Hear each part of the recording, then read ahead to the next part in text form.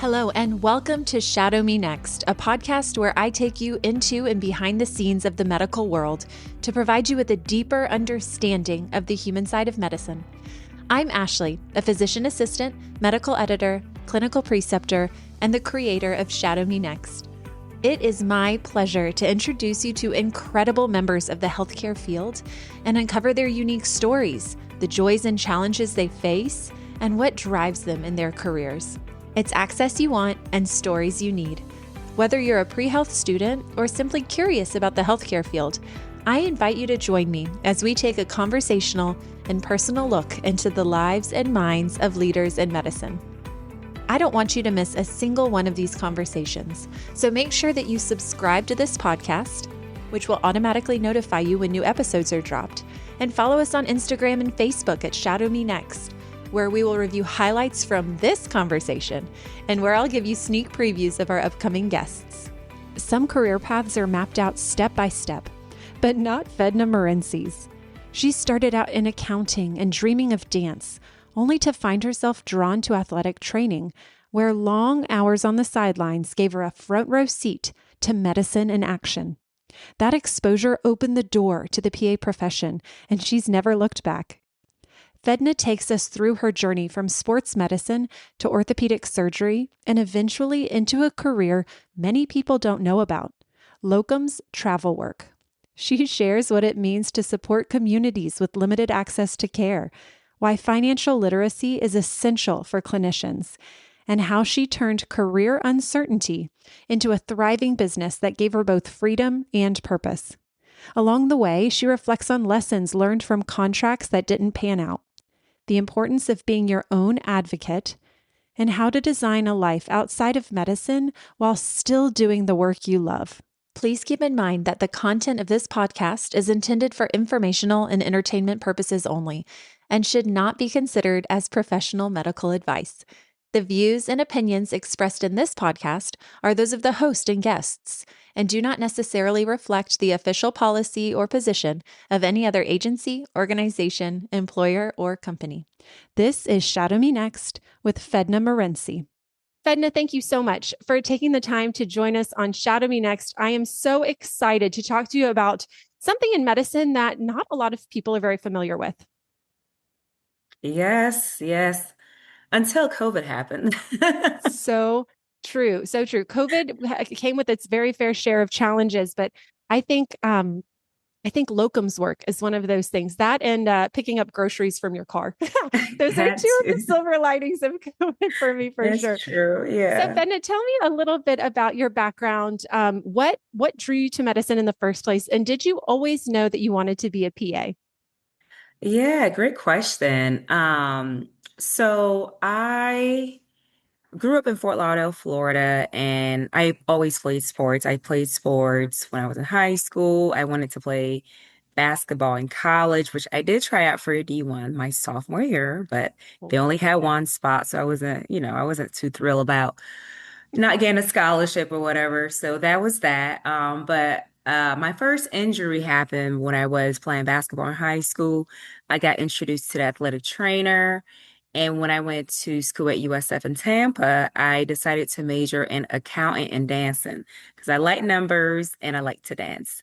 So I remember I was taking like a body and voice improv class, and we had to like act and do dances. It was like Fun. the best class ever. And there was another intro to dance class I was taking, and I met a girl who was majoring in sports medicine. And while I was doing my dancing class, I couldn't see a future where I would be able to provide for myself and help my family. And I'm like, I think I gotta like not do that one thing I'm crazy about, or I think I'm crazy about, and do something else that I like, I enjoy, and that makes sense.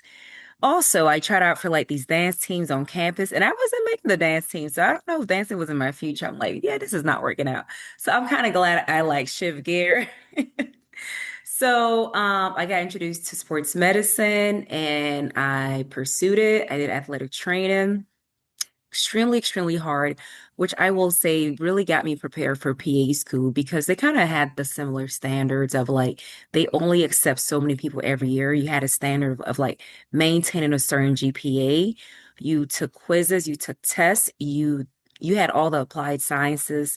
You took care of real athletes. You travel with them. Like you had like a group of people you had to take care of. When I did football, the wide receivers were my guys. I had to take care of them and follow them around. When I Mhm. did volleyball, I took care of the girls. I traveled with them. As a student, it was so much fun. I loved it because I'm a very active person. And my last semester of sports medicine, athletic training, that's when I was introduced to the PA profession. When Larry Collins, who's well known in Florida, a popular PA in Florida, Mhm. he taught a portion of the course last semester. Crazy. And I'm like, oh, what is this? This is cool. So I took like a year off after I graduated. I did my sports med thing, athletic training thing, and I continued to look into the PA profession because prior to that, I was on a DPT route. But the Mhm. PTs I work with as an athletic trainer, they were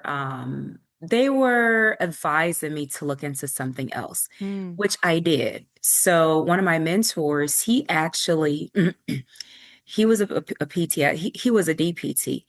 He would mentor me, and he actually ended up going back to school and became an orthopedic oncologist. And he was my Oh my mentor. gosh. I know, crazy. It's just so crazy. Everybody I was under kind of it made sense. It all made sense. Mhm. So when I decided to pursue the degree, like it was just getting better and better. And the profession was just growing at the time. I went in at a really good time. And I went to Rutgers. I was in Florida, and I kind of had like the idea of let's kind of do something similar to undergrad. You got to get away from home, get away from distraction, but not too far away from everybody, or go somewhere where you have somebody close or a family member. If something happened to you, you have somebody to go to. So I ended up going to Jersey from Florida. I was 28 at the time, and it was like the best decision ever. It was a different culture. I got to see the Four Seasons. The hustle was different, the mindset was different. But that's how I ended up being a physician assistant. I knew being in sports medicine, I like to work with people. It made me feel good to like kind of give back and play a part in people's well-being. So it made sense to me. Nothing else made sense. I was like, okay, well, I don't want to go to med school.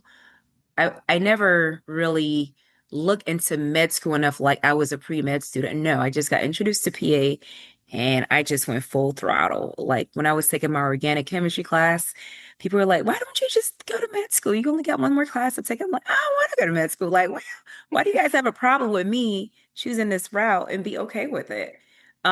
So that's how I ended up in PA school. It was it was great. It was hard for sure. Rutgers have different programs. They have the 3+3 where you actually get accepted your a senior year in high school. So you get your bachelor's and your master's 6 years. They also have a part-time program, and then they have the full-time. So they have a lot of options, which is great. It's an excellent program. Graduated from Rutgers, decided to stay in Jersey. I liked it. It worked out. I did orthopedic surgery. That's what I always wanted to do, but I also fell in love with cardiology. I promise you the only two things that make sense to me is cardiology and orthopedic surgery. Don't ask me about endocrine. I've never really liked it. So, I love cardiology. I would do anything in cardio. That was my next baby. But I ended up doing orthopedic surgery because that's what I wanted to do. And within orthopedic surgery, I actually specialized in many subspecialties. Um, Multi-specialty was like the first thing I got exposed to. The first group I worked with had everybody. They had hand, they had Mhm. a non-surgical sports medicine, spine, what else they had? Joint, trauma, everything. So Wow. podiatry, foot Wow. and ankle specialist. The only thing they did not have is orthopedic oncology, Mm. which I got to experience when I travel. in San Francisco to work in orthopedic oncology for about 6 months, which in itself was an amazing experience as well. Mm. So yeah, I worked 3 years into my job. Because that was my second job. I left my first job within the first year and a half. I left it because some things were not adding up. But let me tell you why I don't regret it. Unfortunately, everybody, if you want to do well, it takes a lot of repetition. So it's good to set a goal and know that there's a light at the end of the tunnel. You will not be in darkness forever, but you got to get those reps in. You got to get your skills and you got to get it up so that you leverage those skills later. Okay. So when I look back, I didn't know any better. I'm like, it was everything that I got exposed to that actually prepared me for where I'm at now. Now, the circumstances weren't always great. Matter of fact, most of the time they weren't great because of the way that they structured the job. Prior to COVID, things were just different. The system had leverage, they had power. You didn't really have a voice. I think post-COVID, people felt like they had a voice. So the soft skills were, people were valuing that more. Where prior to that, voice, no, time off, Mm-hmm. no, but we found our voice after COVID because we realized there's more to life than work. There's more to life than just being a PA. PA is part of who you are, not who you are. Right. So you have to know the difference, about your profession, what you like, your career, and your actual life. Fedna's point brings up an excellent quality question, a question you might hear on interview for your own healthcare program. Tell me about a time when you realized your career or studies were just one part of your identity. How did you protect space for yourself outside of that role? For interviews, this is gold. It shows balance, perspective, and emotional resilience. Keep in mind that there's more interview prep, such as mock interviews and personal statement review, over on shadowmenext.com. There, you'll find amazing resources to help you as you prepare to answer your own quality questions. So those were the lessons that happened pre-COVID. My second job after I left the first one, I was there I actually liked that job because when we didn't have any cases or if the cases were canceled, I went home. I went home and I appreciated the flexibility. Mm-hmm. And then they somehow try to act like, well, we don't want you to go home. Let's try to add something, extra, which never came to fruition, thank God. Um, Before that can even happen, they actually folded. It was a small group. They folded. They gave everybody a 60-day notice, which I talk about on LinkedIn, by the way. That's how I started traveling. They gave Wow. everybody a 60-day notice, and we got a severance pay for 90 days or something, which was like a nice little break, but I was hardly 3 years in. I'm losing my mind. I support myself. I'm the breadwinner. So it's like, oh my gosh, where do you go from there? So when it came time, once the company folded, I remember that the nurse told me that PAs and physicians travel. So as you know, as a PA, you do not get a job overnight, not even in 1 month. There's credentialing, there is licenses, there's a lot of things that you have to do to actually secure a position that you appreciate. And the paperwork can be tricky sometimes. So you really want to take your time to read things and even have a lawyer look at it or an Mm-hmm. experienced PA because a lot of times we don't know what we don't know until we cross that bridge. And that's how a lot of people learn lessons, right? Like the hard way, not intentionally. It just happens because no, people are not talking about it. So I remembered about the traveling PA, and I'm like, all right, let's go ahead and apply because even 3 years out, as I was interviewing, nothing changed. Matter of fact, the salary offers were less than what it was when I Wow. was out of school, or about the same. I was kind of shocked too. I'm like, you know what? No, I'm just gonna try this and go there. And I remember I had a PA friend. She would talk to me about 1099 and W-2, and she decided to go from full-time salary W-2 to 1099, and she'll have the same job. She'll do She did 1099 in the ICU in the ER, and same job, but more pay. And I want people to understand that when I talk about travel pay, I talk about money. The reason why I talk about the money is because I get to do what I love regardless, but I Mhm. get to do it with less stress, and I get a I get a better pay. And these loans are not cheap, guys, okay? So we need that. We need the pay. We need to be compensated fairly. We need to ask for what we want. Mhm. And you're also valued a little bit more because you're going somewhere where there's no access or people have to drive 3 hours to get somewhere. So the community really kind of appreciate you just having somebody there to just serve the community. Like you feel like you're doing, your good deed. You feel like, okay, I'm really providing the service to the patients. I'm serving them and they actually appreciate it. The Mhm. patients always appreciate it, but the practice and the people who work there actually appreciate you too. So, yeah, the job folded in 2017. I started traveling in 2018 and I never looked back. And Mm. I know I talk about 1099 and W-2. Everybody, if you're listening, the W-2 is essentially it's your regular job that everybody have, where half of your Medicare, Medicaid are paid into you, right? Your work pays for that portion. There's also employer sponsored retirement plan like 401(k) and they match. This is what your W-2. These are some of the benefits. With 1099 is just straight pay. That means that you are responsible for everything, including having your own self-employed retirement plan, which there are a lot of options. It's just that it's not something that we talk about. We don't know the options that we have, but you can go straight out of school and even, hey, do you do 1099? Can you do that? And just form your own structure. And there's pros and cons to all of it, but we'll save that for another day. But as a travel PA, I did have the option of doing both. Interestingly enough, I learned a lot about the business of medicine because what I knew was W-2, and that's what I went into. And then I started to hear about the 1099. I looked more into it, and that's how I was able to form my business. And I am an employee of my business. My business is the S Corp, and that part is because I make a certain amount.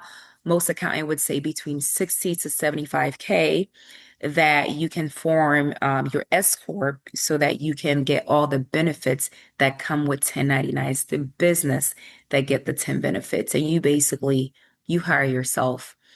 And learning the business of medicine has helped me tremendously. Um, I still get the things I would get as a regular employee. I have liability insurance, I have healthcare insurance, I have everything that a regular job would give you, except my company offers me that, right? So it's been amazing because again, I get to do what I love and I don't have to work as much to get compensated to enjoy my life outside of work. So I decided, I don't have to work full time. I work like 6 to 9 months out the year. Wow. So yeah, and here I am and I'm not looking back. I was a good steward, I'm gonna say, of my money. Mhm. I save, I invest because it's easy to be like, oh my gosh, I make so much money, let's spend it. But that's not the goal. The goal is to make your money work hard for you because you already work hard for it. And then design the life that you want to so that you don't have to work for the rest of your life. And then you buy your freedom with your money. That's why you want to make it. Edna, you are incredible. And guys, I swear I didn't send her any of these questions before, and she literally just answered every single thing that we were going to talk about. I am going to circle back to a couple of the things that you said, which Yeah. I think are just hugely important. And ironically, things that as clinicians, as PAs, as MDs, even as DPTs, doctors of physical therapy, we're Hmm. all thinking about these things. And these play really big roles in our careers, but we don't Hmm. often talk about them with pre-health students or with shadows Hmm. because it seems rather mundane, but it underlines everything that we do and why we're working. So one of the things that you mentioned is picking your school, and I thought that this was so cool. And even before when you're working in athletic training, it all kind of led to you working as a travel clinician, right? I mean, you traveled around with the football teams and the volleyball teams, and then you traveled around a bit for school, and now here you are again traveling. So it's so nice to know that for those who do enjoy a new adventure and a new location, you can have that in medicine too, and still have a thriving social life and personal life and family life as well. So thank you Hmm. for sharing that. That was Yeah. incredible. Another thing that I wanted to mention that we talked about a lot, and this is the second to last thing I'll bring up, are the benefits of locums work, of being a travel PA. Less stress, better pay. You're Hmm. solving a healthcare discrepancy. I mean, you are going to a place where care is really needed, where your expertise is really needed. So all of those things are absolutely incredible. And maybe we can circle back in a few minutes, and you can tell us if there are any challenges with travel locums work as well. But then the last thing I wanted to mention, and this is so important, is the business of medicine. And I think we've talked about this before on the podcast, but the business of medicine oftentimes has such a negative connotation to it, right? Hmm. But at the end of the day, the business of medicine is what allows medicine to keep going, at least right now in our country. And for us as clinicians, we have to be good stewards of our finances. This is one of the things that gives us the ability not to burn out, because we can invest in ourselves. We can invest in our hobbies and our activities, and our rest is so important. So Hmm. I'm so glad you said that. And at the end of this, we'll talk a little bit about where people can find you, and perhaps learn a little bit more from you about the 1099s and the W-2s and the Yeah. contract reviews, which you mentioned, which is so Hmm. important. So all of that was just so chock full of gold. And I'm so grateful for you saying all Yeah. of those things. But first, let's circle back to travel work. We talked about the Yeah. benefits. Are there any challenges? Is there anything that you've said, this is something I'm going to have to overcome? And how did you do that? Yeah. The challenges would be I'm a city girl. I like to be in the city, so I've gone to remote places and I'm like, yeah, it's not for me. Though I didn't like it, I appreciated it because I would have never gone somewhere like Mm-hmm. that. And I look back and I'm like, you know what? It was kind of nice not having distractions and just being in Wyoming and driving to Yellowstone Park, going to Montana. So you can turn to what you call negative. I don't think it's a negative, but you could turn a unfavorable situation into a favorable circumstance. Yeah. Perspective is so important, and you get to see that so much working in rural areas and more urban or suburban areas. The medicine is the same, but the way you practice it sometimes is a bit different. I would imagine you've learned Oh that. my gosh. I think that has to be the thing that gave me so much confidence. We always wonder how are things done, but I got to see it on all the coasts. How are things done and the preference? So I have like all these little tricks in my toolbox that I get to travel with me. And that has to be one of the coolest thing ever. And then you kind of get to see how unfortunate others are. And I'm going to say are because I remember when I was at a travel gig, people were driving like 2 to 3 hours just to see a specialist. And for Gosh. them, it was nothing. It was like the norm for them. They did not like, okay, it's whatever, it's what we do. But it kind of make you appreciate some of the things that you do have based on where you are because there are other places they just don't have access and they got to go far. And then sometimes the facilities aren't as equipped as, places where I was like Yale and San Francisco, UCSF, things like that. So yeah, I mean, the cultures were had to be my most favorite part, the Mm. people in the culture. That's always my favorite part. I would say another con is just dealing with agencies and recruiters because if you're not a people person, if you're not business savvy or have somebody who's like kind of helping you and guiding you, you can really get played and you can really get some of the conditions like you may find yourself stuck in a contract that's hard to get out of or stuck in a contract um where you cannot start another one. You can, but it takes a while, so you kind of have to stay on the game. It's like you work for yourself essentially, Mhm. which is not a bad thing because as we learn, there's no such thing as job security. I learned that lesson prior to COVID, but people were learning it during COVID. So, um, do not think there's job security with the systems. However, your skill sets and your degree, you can create whatever you want to out of it, especially the way things are nowadays, especially with trying to modernize our profession and having more authority. So I think the people where they are now and started in the PA profession, they are in a good place, they're in a good position to kind of help push it forward. And also, too, they are seeing what we did and what we are doing. So I think they kind of have like the blueprint sort of and kind of take it from there and just build upon it. Absolutely. And that's such a great cautionary tale. We at the end of the day, you do have to look out for yourself. And it's not that's not meant to scare anybody. That's just meant to give you a little bit of strength and knowledge right there, which is actually a perfect segue. Fedna, tell us, you have created some really incredible resources exactly for this to help people Mhm. decide if travel work is correct for them, or perhaps realize that there are these issues with contracts that perhaps people might not be aware of. Right. Where can we find more out about this fabulous resource that you are offering? Yes, I have free resources on my website called www.thetravelingpa.com, and that's with two L's. You can also find me on LinkedIn, just put Mm. Fedna Morensi, and I'm on Instagram. There's not a lot of Fednas on Instagram. If you type, I'll be there, but it's traveling PA underscore C is my IG handle.